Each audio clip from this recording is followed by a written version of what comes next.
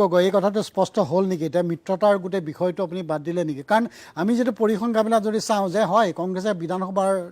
মানে বিৰোধীয়ে 21 বিধানসভাত যদি চাওঁ বা 24 লোকসভাৰ যদি চাওঁ খুব কম ডিফাৰেঞ্চত বিজেপি শাসনলৈ আহিছে এই গোটেইখিনি যদি ঐক্যবদ্ধ যিটো আপোনালোকে সকলোৱে মাত মাতি আহিছে ঐক্যবদ্ধ যদি ৰাইজেও বিচাৰে মানুহে বিচাৰে ঐক্যবদ্ধ হৈ যদি কথাটো আগবাঢ়িলে হয়তো বিৰোধীয়ে 26ত শাসনত আহিব পাৰে যিটো আপোনাৰ আহিব পাৰে নহয় দাদা আহিব পাৰিমেই কিন্তু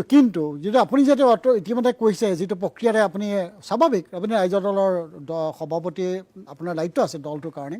কিন্তু গোটেই মিত্ৰতাৰ গোটেই বিষয়টো এই বিষয়টোক মানে গুৰুত্ব কমি যাব নেকি নে কমি গৈছে নেকি না মানে মই দাদা এটা কথা সোধোঁ এটা কথা আপোনাক মই উল্টা এটা প্ৰশ্ন কৰোঁ যেতিয়া তৰুণ গগৈৰ ল'ৰা গৌৰৱ গগৈ ডাঙৰীয়াই যেতিয়া সদায় কৈ থাকে যে এতিয়া আমি মিত্ৰতাৰ কথা চিন্তা কৰা নাই এতিয়া আমাৰ দল শক্তিশালী কৰাৰ কথা কৈছোঁ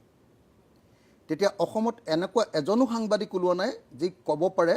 যে তুমি নিজৰ দলো সংগঠন শক্তিশালী কৰা লগতে কিন্তু এলায়েন্সটো তুমি সঠিকভাৱে একেলগতে পেৰেলেলি আগবঢ়াই লৈ যোৱা কিন্তু যেতিয়া আমি 10খন আসন লাভৰ কাৰণে চেষ্টা কৰিছোঁ বুলি কওঁ বা 20খন আসন লাভৰ কাৰণে চেষ্টা কৰিছোঁ বুলি কওঁ লগে লগে সব মানুহ জপিয়াই পৰে যে তুমি 10খন আসন 20খন আসন ল'ব খুজিছা তাৰ মানে তোমালোকে কংগ্ৰেছৰ লগত নাথাকা মই আপোনালোকক সেইকাৰণে মই স্পষ্টকৈ এটা কথা কওঁ সমগ্ৰ অসমবাসী ৰাইজক মই স্পষ্টকৈ এটা কথা কওঁ মই মোৰ দলৰ ভিতৰত আৰু অসমৰ ৰাইজৰ ওচৰতো অপ্ৰিয় ভাজন হৈ আহিছোঁ এটা কাৰণতে বহুতে মোক সমালোচনা কৰিছে এটা কাৰণতে মই বাৰম্বাৰ এলায়েন্স বিচাৰি আছিলোঁ মই পঞ্চায়ত ইলেকশ্যনত এলায়েন্স বিচাৰিছিলোঁ মই লোকসভাৰ ইলেকশ্যনত এলায়েন্স বিচাৰিছিলোঁ মই এই যিটো আমাৰ কি ইলেকশ্যন বাই ইলেকশ্যনত মই এলায়েন্স বিচাৰিছিলোঁ আপোনালোকে সকলোৱে দেখিছিলে যে পঞ্চায়ত ইলেকশ্যনত কংগ্ৰেছে নকৰিলে বাই ইলেকশ্যনত কংগ্ৰেছে নকৰিলে এতিয়া মই কৈ আছিলোঁ যে এতিয়া এলায়েন্সটো আমি সোনকালে কৰি লোৱা দৰকাৰ যদি মই 10খন আসন পাওঁ ৰাইজৰ দলে 10খন আসনত প্ৰিপেৰেশ্যন চলাম তেতিয়াহ'লে জিকিমেই সেইকেইখনত কিন্তু আজি যদি এলায়েন্স নহয় তেতিয়াহ'লে মই 126খন আসনতে প্ৰিপেৰেশ্যন কৰি থাকিব লাগিব কাৰণ ক'ত মই ছিট পাওঁ ক'ত মই নাপাওঁ কোনো গেৰাণ্টি নাই আৰু যদিহে আপুনি নিজেই কওক আপুনি নিজে বুজি পোৱা মানুহ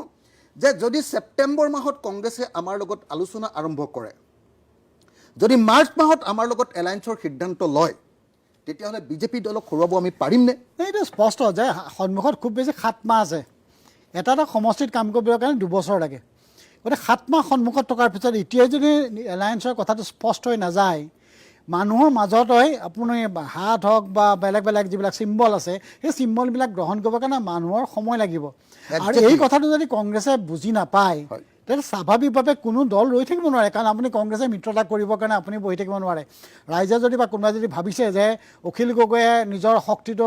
20টা সমষ্টি ল'ম বুলি ভাবিছে এইটো ভুল কৰিছে তেতিয়াহ'লে তাৰ আগতে কিন্তু কংগ্ৰেছক দুখিব লাগিব কাৰণ তেওঁলোকে কংগ্ৰেছে স্পষ্ট কৰিব লাগিব যে জাতীয় পৰিষদ ৰাইজৰ দল বা আমাৰ বাওঁফনী সংগঠন সকলোকে ইমান সমষ্টি আমি দিছোঁ আৰু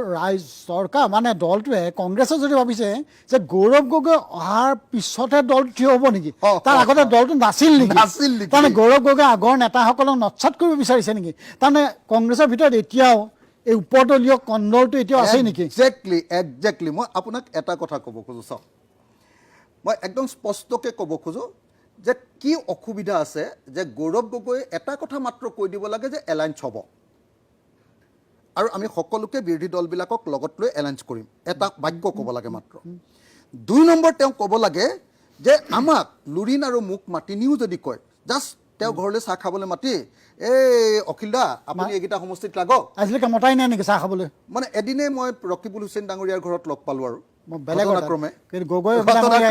ঘটনাক্ৰমে তো সেইদিনাই লগ পালোঁ তাৰপিছত মোক লগ পোৱাৰ পিছদিনা লুৰিণজ্যোতি গগৈকো মাতি নি তেতিয়া লগ দিলে আৰু যেতিয়া মোক লগ পালে তেখেতকো মাতি দিলে তেতিয়া তাৰ বাহিৰে মানে আলোচনাটো কৰিব খোজা নাই এতিয়া আমি এই কথাটো ক'লে উল্টাই কয় যে এওঁ কিয় কংগ্ৰেছক সমালোচনা কৰি আছে মোক উল্টাই কয় এওঁ তাৰমানে বিজেপিৰ লগত আছে নেকি তেতিয়া আপুনি এইটো ক'ব পাৰে গৌৰৱ গগৈ যিটো কৈছে দলটো ঠিক কৰি লওঁ তাৰপিছত এলায়েন্সৰ কথা পাতিম আপুনিও ক'ব পাৰে দলটো মই ঠিক কৰি লওঁ 20টা সমষ্টি ঠিক কৰি লওঁ তাৰপিছত এলায়েন্সৰ কথা পাতিম মই একজেক্টলি এইকাৰণে ক'লোঁ তাৰমানে আমাক মানুহে ভাবি আছে যে আমি দুৰ্বল আমাক মানুহে ভাবি আছে যে ই কিয় অকল এলায়েন্সৰ কথা কৈ থাকে সিহঁতৰ নিজৰ শক্তি নাই নেকি তাৰমানে সিহঁতি লোকৰ পিঠিত উঠিবলৈ চেষ্টা কৰি আছে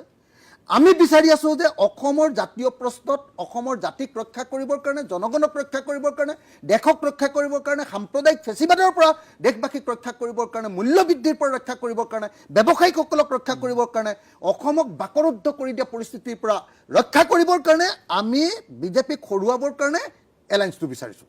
আৰু এলায়েন্সটো যদি আমি শেষত একদম মাৰ্চ মাহত আমি গৌৰৱ মই লুৰিন CPM CPI চবে যদি একেলগতে হাত দাঙি দিওঁ এলায়েন্স হ'ব কিন্তু হ'লেও সেই এলায়েন্সটো গ্ৰাছৰুটলৈকে কেতিয়াও নাযায় কিন্তু আপোনাৰ ওচৰত দায়িত্ব বেছি দায়িত্ব এইকাৰণে বেছি কাৰণ কোনো ধৰণৰ আপোনাৰ যিটো কৌশলী ৰাজনীতি কোনো ধৰণৰ ক্ষেত্ৰত যাতে বিজেপিয়ে যিটো আপোনালোকে বিজেপিক বিৰোধী বুলি ভাবে তেওঁলোকে যাতে একো সুযোগো ল'ব নোৱাৰে সেইটো নিশ্চয় আপুনি লক্ষ্য ৰাখিব লাগিব নহ'লে আপোনাৰ ওপৰত নিশ্চয় চেকা এটা আহিব যে আপুনি বিজেপিক জিকাবৰ কাৰণে সহায় কৰিবৰ কাৰণে এই ধৰণৰ এটা কংগ্ৰেছ বিৰোধী বা এলায়েন্সৰ কাৰণে চনত আমি যি ধৰণে গল খালোঁ আমাৰ লগত কংগ্ৰেছে আলোচনা কৰিলে সব লিডাৰ মোৰ ওচৰলৈ GMC-লৈ গ'ল মই তেতিয়া জেলত আছিলোঁ জানেই আপোনালোকে GMC-ত আছিলোঁ তেতিয়া তাৰপিছত আমাৰ লগত ৰাজস্থান ভৱনত দিল্লীত আলোচনা হ'ল আলোচনা হৈ আমাৰ লগত হৈ গ'ল যে ফাইনেল ৰাইজৰ দল আৰু কংগ্ৰেছে এলায়েন্স কৰিব আৰু তাৰ পাছত নিজে নিজে তেওঁলোকে এলায়েন্সটো ভাঙি আমাৰ লগত যোগাযোগটো বন্ধ কৰি দিলে আমি হাজাৰবাৰ ফোন কৰাৰ পাছতো তেওঁলোকৰ কেন্দ্ৰীয় কমিটিখনে AICC-য়ে ফোন নধৰা হ'ল তাৰপিছত বাহিৰত উলিয়াই দিলে যে ৰাইজৰ দল বিজেপিৰ এজেণ্ট গতিকে তেওঁলোক একলগ নহয় উলিয়াই দিলে একেটা কাম কৰিলে লুৰিণজ্যোতি গগৈৰ লগতো একদম চিটৰ এনেকৈ আঁচ মৰা পৰ্যন্ত হৈ গৈছিলে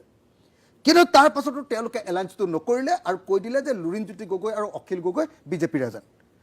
এইবাৰো আমি দেখিবলৈ পাইছোঁ যে এইবাৰ আমি ইমান মুকলিভাৱেৰে আহকচোন এলায়েন্স কৰোঁ আহকচোন আমি কথাকেইটা পাতি লওঁ আহকচোন আমি ঠিক কৰি লওঁ বিজেপিৰ বিৰুদ্ধে আমাৰ কৰ্মসূচীখন এই কথা ইমান বাৰম্বাৰ কৈ আছোঁ কৈ থকাৰ পাছতো তেওঁলোকে একদম গুৰুত্ব দিয়া নাই বৰম একদম এনেকুৱা ধৰণে আমাক কথা কৈছে যেন তেওঁলোকৰ কাৰণে আমি উন্মুখ হৈ ৰৈ আছোঁ তেওঁলোক নহ'লে আমি মৰি যাম যেন আমাৰ কিবা দুৰ্বলতাৰ কাৰণে এইবিলাক কথা কৈ আছোঁ তেওঁলোকে তেনেকুৱাকৈ দেখুৱাই আছে সেইকাৰণে মই ভাবোঁ আজিকালি মোক কোনোবাই যদি কয় পৰহি দিনা আমাৰ আচলতে কৰ্ণধাৰ হ'ল কৰ্ণধাৰত মোক ষ্ট্ৰিক্ট নিৰ্দেশ দিছে যে তই এলায়েন্সৰ পক্ষত এটাও বাক্য নকবি এতিয়া মোক ষ্ট্ৰিক্ট নিৰ্দেশ দিছে সভাপতি হিচাপে দলে যে এটাও শব্দ তই এলায়েন্সৰ পক্ষত কৈ নাথাকিবি কাৰণ তই ইমান দিন এলায়েন্সৰ পক্ষত কোৱাটো তোৰ দুৰ্বলতা বুলি ভাবিছোঁ আমি জাতিৰ স্বাৰ্থত কথাটো কৈছোঁ কিন্তু বহুতে যিবিলাকে কংগ্ৰেছৰ ছাপোৰ্টত আছে তেওঁলোকে ভাবিছে যে ইয়াৰ কিবা দুৰ্বলতা আছে গৌৰৱ গগৈ এটাও মাত নামাতে বা কংগ্ৰেছ দলৰ পিনৰ পৰা এটা শব্দও নকয় কিন্তু কোনেও এটা প্ৰশ্ন সুধিবলৈ সাহস কৰা নাই কোনেও গতিকে আজি যদি কংগ্ৰেছৰ দুখৰ কাৰণে যদি এলায়েন্স নহয় আমাক দুখ দি কি লাভ হ'ব আমিতো এলায়েন্স বিচাৰিছোঁ আমিতো বিজেপিক খেদিব খোজোঁ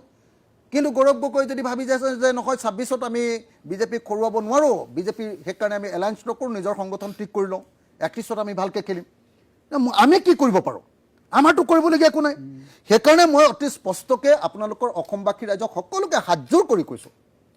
আপোনালোকক মই খোলাখুলিকৈ কোৱা মানুহ কাৰণে বহুত মানুহে মই বেছি কথা কওঁ বুলি বা ই হুলস্থুল কৰি দিয়ে বুলি কয় মই এটা কথা স্পষ্টকৈ কৈছোঁ যে ৰাইজৰ দল অসম জাতীয় পৰিষদ CPI CPM CPIML APICLC প্ৰত্যেকটো ৰাজনৈতিক দলে বিৰোধী ঐক্যমঞ্চটো কৰিবৰ কাৰণে সাজু হৈ উন্মুখ হৈ ৰৈ আছে কিন্তু কংগ্ৰেছে তেওঁলোকৰ একদম দৃঢ়তাপূৰ্ণভাৱে এই এলায়েন্সটো সম্পৰ্কে কথা পাতিবলৈ আগবাঢ়ি নহয় কাৰণে আজিৰ দিনটোত এলায়েন্সটো হোৱা নাই যদি কংগ্ৰেছে গোটেই অসমত ৰাজনীতি কৰিবৰ কাৰণে 126টা সমষ্টিত তেওঁলোকে প্ৰিপেৰেশ্যন কৰিব পাৰে তেতিয়াহ'লে আমি 20টা বা 25টা বা 30টা সমষ্টিত প্ৰিপেৰেশ্যন কৰাত কিয় মানুহে আপত্তি কৰে